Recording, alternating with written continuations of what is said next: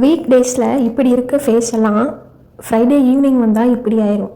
அதுக்கான ரீசன் நம்ம என்னன்னு யோசிக்கவே தேவையில்ல. வேறு என்ன, சாட்டர்டே சண்டே லீவு தான். சரி, இந்த சாட்டர்டே சண்டே லீவ் எப்படி வந்துச்சுன்னு யாருக்காவது தெரியுமா? எனக்கு ஒரு கொஸ்டின் இருக்குது. இந்த சாட்டர்டே சண்டே லீவ் எப்படி வந்துச்சு, யார் இந்த லீவை ஸ்டார்ட் பண்ணால், இந்த லீவ் வரத்துக்கு முன்னாடி எப்படி இருந்துச்சு அப்படின்னு உங்களுக்கு யாருக்காவது தெரியுமா? தெரியலனா ஒரு ப்ராப்ளமும் இல்லை. வாங்க தெரிஞ்சுக்கலாம். சீரீஸில் இதை மாதிரியான இன்ஃபர்மேஷன் தெரிஞ்சுக்கலாம். அதுக்கு நீங்கள் பண்ண வேண்டியது என்னன்னா, என் சேனலை சப்ஸ்கிரைப் பண்ணி வச்சுக்கோங்க. அப்போ தான் இந்த மாதிரியான இன்ஃபர்மேஷன் எல்லாம் தெரிஞ்சுக்க முடியும். அப்படியே அந்த பெல் ஐக்கானை ஆன் பண்ணி வச்சுக்கோங்க. அப்போ தான் நான் போடுற வீடியோ எல்லாம் உங்களுக்கு நோட்டிஃபிகேஷனில் வரும். அண்ட் ஒன் மோர், ஒரு சர்ப்ரைஸும் இருக்குது. அதை நான் போக போக சொல்கிறேன். சரி, இப்போ நம்ம வீடியோக்குள்ளே போகலாம்.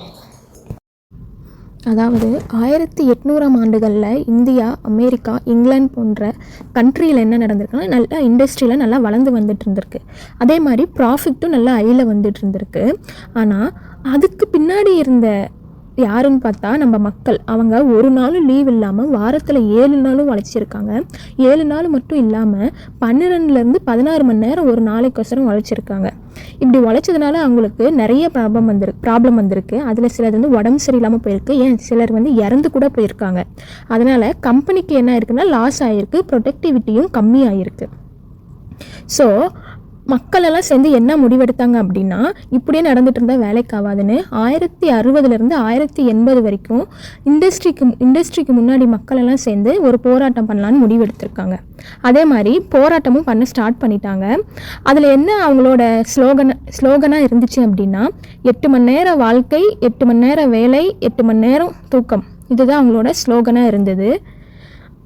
அவங்க போராட்டம் பண்ணாலும் அங்கே காது கொடுக்க யாருமே இல்லை. மக்கள் போராட்டம் பண்ண ஸ்டார்ட் பண்ணிட்டாங்க.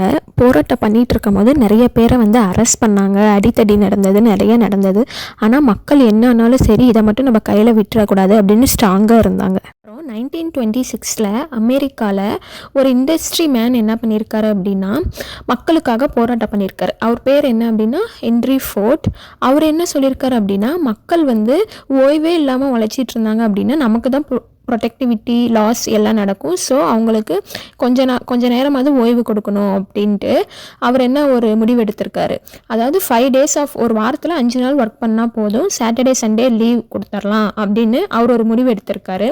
அந்த முடிவு மக்களுக்கு சாதகமாக இருந்திருக்கு. அவங்களும் அவங்கள ஃபேமிலியை பார்க்குறதுக்கு டைமிங்ஸ் நிறையா இருந்திருக்கு. அதுக்கப்புறம் 1938 அமெரிக்காவில் இன்னொரு லா கொண்டு வந்தாங்க. அது என்னதுன்னா, ஒரு வாரத்துக்கு 40 மணி நேரம் வேலை மட்டும் செஞ்சால் போதும் அப்படின்னு அந்த லா கொண்டு வந்தாங்க. அதுக்கப்புறம் இந்த மெத்தடு உலகம் எல்லாம் பரவினுச்சு. அதனால் 1800ஆம் ஆண்டுகளில் தொழிற்சாலைகள்லாம் நல்லா வளர்ந்து வந்துட்டுருக்கு. அந்த காலகட்டத்தில் ப்ரொடக்டிவிட்டியும் நல்லா ஹையில் இருந்திருக்கு, ப்ராஃபிட்டும் நல்லா ஹையில் இருந்திருக்கு. ஆனால் அதுக்கு பின்னாடி இருந்தவங்களும் நம்ம மக்கள் தான். நல்லா ஹார்ட் ஒர்க் போட்டு லீவ் இல்லாமல் உழைச்சிருந்துருக்காங்க. இதை பார்த்துட்டு இருந்த ஒரு துணிக்கடை ஓனர், அவரோட நேம் நாராயண் மெக்காஜி லொக்காடே. அவர் என்ன யோசிச்சார் அப்படின்னா, ரெஸ்ட் இல்லாமல் உழைக்கிறதுனால நமக்கு ப்ரொடக்டிவிட்டி லாஸ் ஆகுது அப்படின்ட்டு அவர் என்ன பண்ணார் அப்படின்னா, இந்தியாவிலேயே சண்டே லீவ் கொண்டு வந்தவர் அவர் தான். இண்டிபெண்டன்ஸ்க்கு அப்புறமும் மக்கள் 12லேருந்து 16 மணி நேரம் வேலை செஞ்சிட்டு இருந்தாங்க. அதை குறைக்கணும் அப்படின்ட்டு இண்டிபெண்டன்ஸ்க்கு அப்புறம் தான் வேலை நேரம் 8லேருந்து 9 மணி நேரமாக குறைக்கப்பட்டது. அதுக்கப்புறம் தான் மக்கள் அவங்களோட ஃபேமிலி கூட டைம் ஸ்பெண்ட் பண்ண ஸ்டார்ட் பண்ணாங்க. அவங்களோட ஹெல்த் மேலே கேர் பண்ணிக்க ஸ்டார்ட் பண்ணாங்க.